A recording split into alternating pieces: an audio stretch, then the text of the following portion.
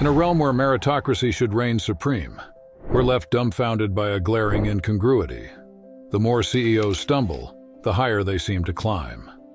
But how can this paradox persist? How can those who steer their companies toward ruin find themselves rewarded, while others languish in obscurity? Step into the shadows of the corporate world, where illusions of success often shroud a chilling reality. Today, we embark on an odyssey into the murky depths of executive leadership, where a disturbing phenomenon lurks beneath the surface, the perplexing ascent of CEOs despite their staggering failures. Prepare to have your perceptions shattered as we navigate the treacherous terrain of corporate power dynamics.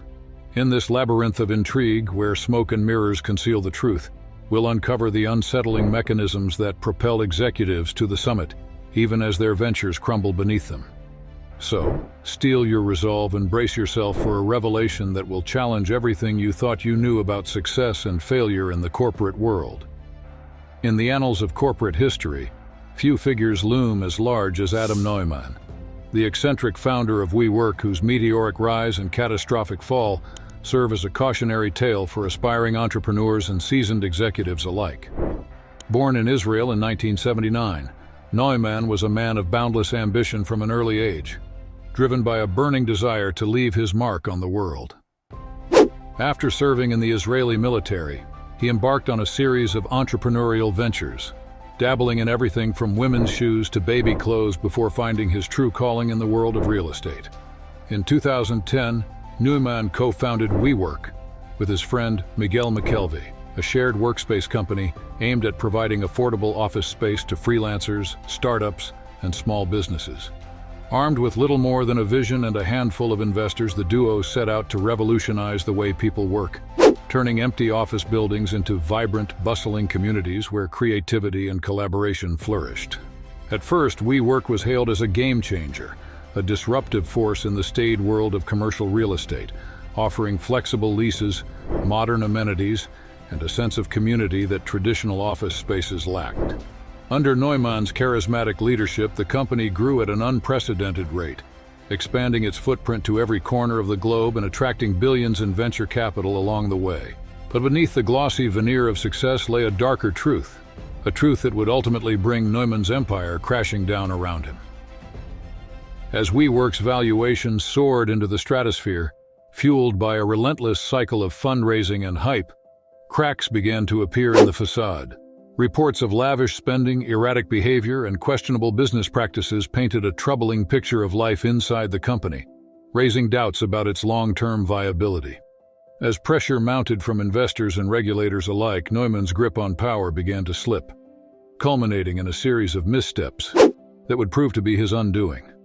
In 2019, as WeWork prepared to go public, revelations of financial irregularities and conflicts of interest sent shockwaves through the business world, prompting a dramatic collapse in the company's valuation and forcing Neumann to step down as CEO.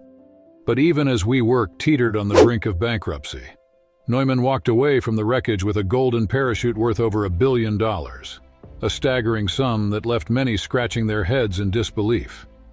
How could a man whose company was bleeding cash and burning through billions in investor capital be rewarded so handsomely for his failures? The answer, it seems, lies in the perverse incentives that govern the world of corporate governance. A world where CEOs are handsomely rewarded for short-term gains at the expense of long-term sustainability. In the case of WeWork, Neumann's outsized compensation package was not a reflection of his performance as a leader, but rather a symptom of a broken system that prioritizes greed and self-interest over accountability and responsibility. And yet, for all his faults and failings, there is something undeniably compelling about Adam Neumann.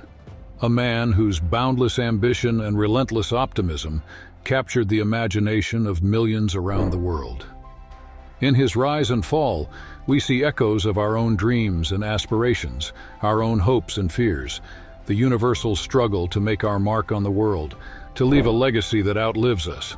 But perhaps in the end, Neumann's greatest legacy will be the lessons he leaves behind, the cautionary tale of a man who flew too close to the sun and paid the price for his hubris. As we navigate the treacherous waters of the corporate world, let us remember the words of the ancient Greeks. Hubris comes before the fall, and let us strive to build a world where success is measured not in dollars and cents, but in the lives we touch and the communities we build together. As we delve deeper into the enigma of CEOs failing upwards, it becomes evident that Adam Neumann's story is not an anomaly, but rather a symptom of a broader phenomenon within corporate America. Time and time again, we see executives who preside over the downfall of their companies walk away with hefty severance packages and lucrative golden parachutes, their failures rewarded rather than punished. But why does this pattern persist? What drives boards of directors and shareholders to reward incompetence and mismanagement? The first reason lies in corporate America's dangerous obsession with experience. In today's job market, experience is often touted as the gold standard for evaluating a candidate's suitability for a position. Whether it's 3 years of experience for an entry-level job or 10 years of experience in a field that has only existed for 5, the prevailing belief is that more experience equates to better performance. And while this may hold true for certain roles, such as welding, where years of practice lead to greater proficiency, it falls short when applied to the realm of corporate leadership. Unlike welding, where the skills required are tangible and quantifiable, the skills required to excel as a CEO are more nebulous and elusive. Business acumen, leadership ability, and strategic vision cannot be gained through years of on-the-job experience alone. Instead, they require a combination of innate talent, education, and real-world experience, a combination that is often lacking in traditional corporate hierarchies. This is where the second reason comes into play: the narrow pool from which CEOs are typically drawn. A study by the Harvard Business Review found that the vast majority of CEOs at Fortune 500 companies come from backgrounds in management consulting, investment banking, or private equity, fields that prioritize financial acumen over operational expertise. While these backgrounds may be well suited to certain industries, they often fail to prepare executives for the unique challenges of leading a company in today's fast-paced, rapidly evolving business landscape. Moreover, the close-knit nature of these industries means that CEOs are often chosen from a small, interconnected pool of candidates who share similar backgrounds and experiences. This can lead to a lack of diversity in corporate leadership, both in terms of demographics and thought, as companies continue to recycle the same tired tropes and outdated strategies. But perhaps the most insidious reason CEOs fail upwards is the perverse incentive structure that governs executive compensation. In many cases, CEOs are rewarded not for creating long-term value for shareholders, but for delivering short-term gains at any cost. This can lead to a focus on short-term profits over long-term sustainability, as executives prioritize stock buybacks, dividend payouts, and other financial engineering tactics to boost share prices in the short term. And when these tactics inevitably backfire, as they often do, CEOs are insulated from the consequences of their actions by generous compensation packages and golden parachutes. This creates a dangerous cycle of risk-taking and reward-seeking behavior, where executives are incentivized to take ever greater risks in pursuit of ever higher rewards, regardless of the long-term consequences for their companies or their stakeholders. So how do we break free from this cycle of failure and reward? How do we create a corporate culture that values accountability, transparency, and long-term sustainability over short-term gains and self-interest? The answer lies in rethinking our approach to executive compensation, expanding the pool of candidates from which CEOs are drawn, and fostering a culture of innovation and diversity within our companies.